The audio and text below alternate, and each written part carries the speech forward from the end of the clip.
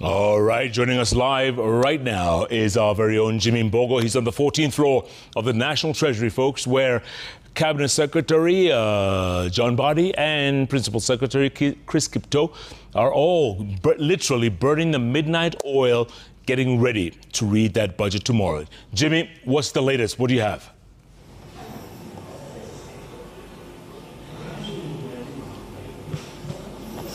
All right, a very good evening to you too, Jeff. Yes, correctly so. This is the 14th floor. This is where the office of the Cabinet Secretary, right behind me, there is a locked door right there. That is the office of the CS for the National Treasury. But from the pictures that we were able to bring to you earlier on, we have a number of directors and director generals who work here at the National Treasury currently are just going through the final notes with the Principal Secretary, that is Dr. Chris Kiptoo, in terms of what, just making sure that they dot their I's, cross their T's, even as we prepare. And let me tell you something surprising, Jeff. It is a few minutes to 10 p.m., but people are still in this office. People are still working like it would be a normal day, and as expected, these gentlemen right behind us are the guys at the center of this year's budget. A number of directors and, of course, director generals. That right there is the PS National Treasury, Dr. Kiptoo, and I just want to catch him. What up, PS? How are you doing? Hi, thank you, Jimmy. I know it's been a busy couple of days, but just come and talk to us kidogo, and thank you for allowing us to intrude, even as you continue to burn the midnight oil. So I just know one of the things that we know, when you compare this year's budget and last year's budget, the circumstances are quite different. And I just want to know, could you tell us how different this has been for the National Treasury, and also just trying to raise and answer some of the questions that we have raised in the previous story? Yeah, this year, as we know, we've just come from a very difficult time because we ended the year last year with a bit of demonstrations because of the finance bill, and we had about 2 or 3 months that economic activity went down. But from then on, we have picked up, and I think you know the GDP growth rate is around 4.7%. Yeah. And we also see that the macroeconomic front has markedly improved. We see inflation now is around 3.8%. Mm-hmm. Interest rates have come down. We see foreign exchange reserves have gone up in central bank. Yeah. And generally, it's marked improvement. But the challenge is that spending pressures are still very high. Yeah.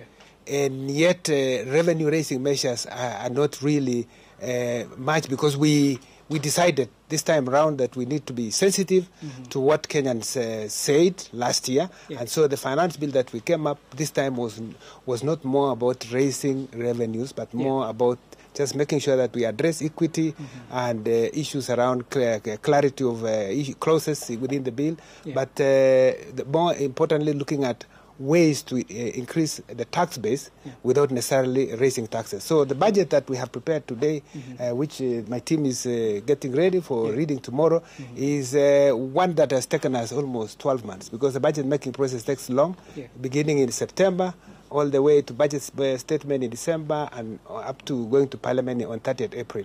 Oh, and I know it's been a number of days that you've been working overnight, and of course long meetings and long working hours. I mean, it's just 15 minutes to 10 p.m. You guys are still in the office like nothing is happening, and I know tomorrow is an even bigger day. But there's a question that a lot of Kenyans have been asking. What is the priority of this budget? I know we cannot go into the specifics of it until tomorrow, because again, this bigger budget, Jeff, there has to be an element of surprise, and we'll be waiting for the CS to tell us that tomorrow. But PS, I just want to know, what are some of the priority areas that you are really keen on, even as you are going through the process of making this budget? Without going into the specifics, even though I think most of our budget issues are really disclosed already, the minister is going to highlight tomorrow, but I would just say that we have focused more on better, bottom-up economic transformation agenda, and the specific agenda, budgetary allocations we have given, like fertilizer subsidy program. And in the education sector, for instance, we have tried to prioritize key areas such as free day secondary school, free junior JSS, and also free primary. Then on the health sector, we have security sector also, which is taking a huge chunk of the amount of money. Yeah. We have tried to address on manufacturing. We have also areas around transport and roads, and more importantly also around agriculture and food security. Yes. So you will see this is a budget of about 4.2 trillion. Yeah. And out of that, a huge chunk of it is actually going to serve a state. We still have debt vulnerability that is still an issue that we have to face for a while. In this budget, we have 1.1 trillion.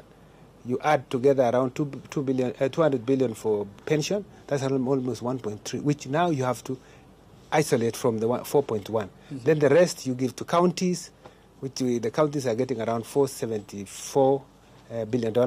And then now the rest has to be divided between the national government.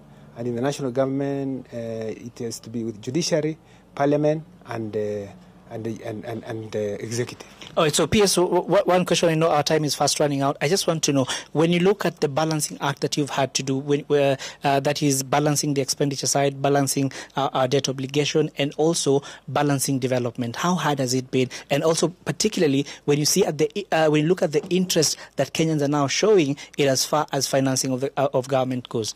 I think first I like the interest that Kenyans have developed, because it's good for Kenyans to be aware of what is happening. That is important. But I think the issue is for expenditure pressure, the pressures have continued to go up. I can tell you the requests are almost around 5 trillion, but we could only accommodate 4.2 trillion. On the revenue side, we have also tried to be less ambitious as before, because we need to have more realistic projections on revenues. So this time around, ordinary revenues have come down. You will see, compared to budget policy statement, which was around 2.8, we have come down to around 2.7, because we want to make sure that we don't chase KRA to go for too many high targets. So we try to really live within our means, making sure that we continue with our fiscal consolidation effort, which has so far, despite the challenges, succeeded. Because remember, we had a budget deficit of 8.3% in 2021. 2022, we reduced it to 6.2%. 2023, it came to 5.6. 2024, it came to 5.3. And this year, we are hoping to still be 5.3. And this budget, we have targeted 4.8%. All right, PS, thank you so much for making time to speak to us. And of course, Jeff, this is the team. We have Director PPPs there. We have Director General that is for the budget. We have Director Nyona in charge of budget. Just the entire team right here at the National Treasury, trying to make sure that everything goes as planned tomorrow, even as the CS prepares to present that budget. And we will be camping here for the better part of tomorrow to let our viewers know what is happening. And of course, Citizen TV is the only place to catch everything that happens in as far as the 2025-2026 budget goes. For now, back to you, Jeff and Ayub. That's right, Jimmy, and we're going to be up Citizen TV from 6 a.m. all the way. So please stay tuned to Citizen TV. We'll bring you all the latest from the budget 2025-2026. Thanks so much, Jimmy. That was a great one-on-one where Principal Secretary Dr. Chris Skipto says we have to live within our means. That's the bottom line. Very important. We'll wait to hear what the Cabinet Secretary John Mbadi has to say about that in the next few hours. In the meantime, Ayub, back to you.